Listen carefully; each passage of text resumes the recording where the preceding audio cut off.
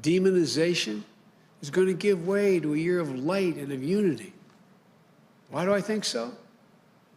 Because America is a nation not of adversaries, but of neighbors. Not of limitations, but of possibilities. Not of dreams deferred, but of dreams realized.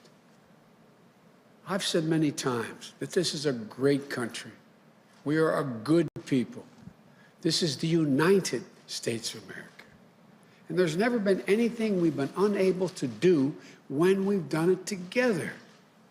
Think of what we come through as a nation. How many things we've come through? Centuries of human enslavement, cataclysmic civil war, exclusion of women from the battle box, world wars, Jim Crow, the long twilight struggle against Soviet tyranny that could have ended not in the fall of the Berlin Wall, but in nuclear Armageddon. Look, I'm not naive. I know that history is just that, history. But to know what came before, what's come before, what's happened before, can help arm us against despair. Knowing that previous generations got through the same universal human challenge that we face, the tension between selfishness and generosity, between fear and hope, between division and unity. And what was it that brought the reality of America into closer alignment with the promise of reality, justice, and prosperity? Sounds corny, but it was love, plain and simple. Love of country, love of one another. We don't talk much about love in our politics. The political arena is too loud, too angry, too heated.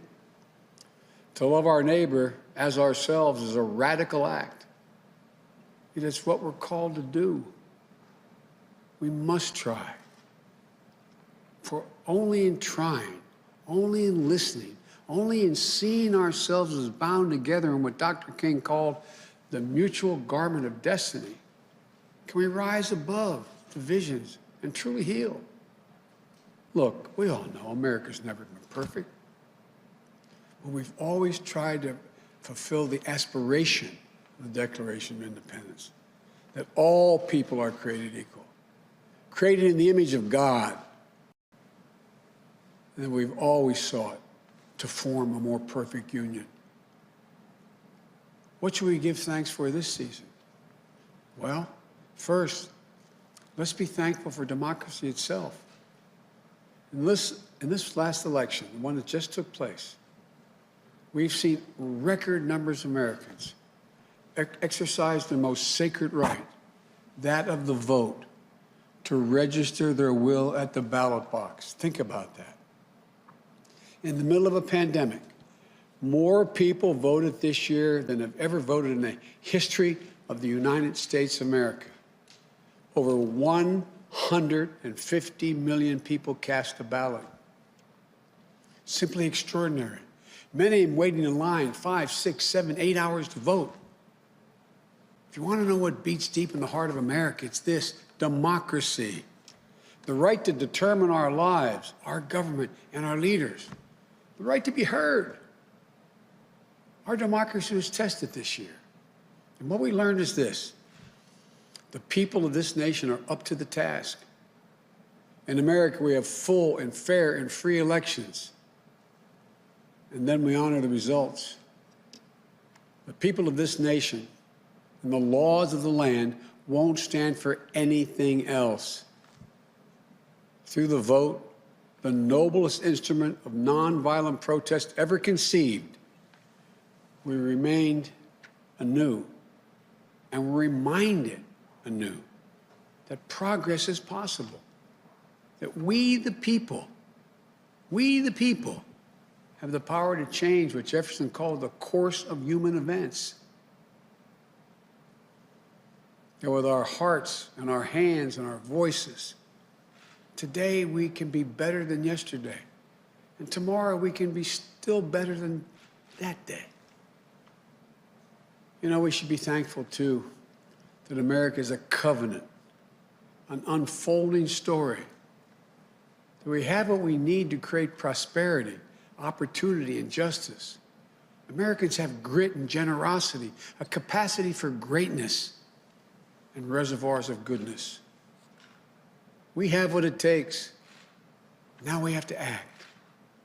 This is our moment, ours together, to write a newer, bolder, more compassionate chapter in the life of the nation. The work ahead is not going to be easy. It will not be quick. You want solutions, not shouting. Reason, not hyper-partisanship. Light, not heat. You want us to hear one another again, see one another again, respect one another again. You want Democrats and Republicans and independents to come together and work together. And that, my friends, is what I'm determined to do. Americans dream big. As hard as it may seem this Thanksgiving, we're going to dream big again. Our future is bright. The fact I've never been more optimistic about the future of America than I am right now. I, honest to God, believe the 21st century is going to be an American century. We're going to build an economy that leads the world. We're going to lead the world by the power of our example, not just the example of our power. We're going to lead the world on climate and save this planet. We're going to find cures for cancer and Alzheimer's and diabetes. I promise you. We're going to finally root out systemic racism in this country. And this Thanksgiving, in anticipation of all the Thanksgivings to come, let's dream again. Let's commit ourselves to thinking not only of ourselves, but of others as well. For if we care for one another, if we open our arms rather than brandishing our fist, we can, with the help of God, heal. And if we do, and I'm sure we can proclaim the psalmist, with the psalmist who wrote these following words. The Lord is my strength and my shield, and with my song I give thanks to him. I give thanks now for you, for the trust you've placed in me. Together, we'll lift our voices in the coming months and years, and our song shall be of lives saved, breaches repaired, a nation made whole again. Folks, from the Biden family to yours, wherever and however you may be celebrated, we wish you a happy Thanksgiving. May God bless you, and may God protect our troops. Happy Thanksgiving.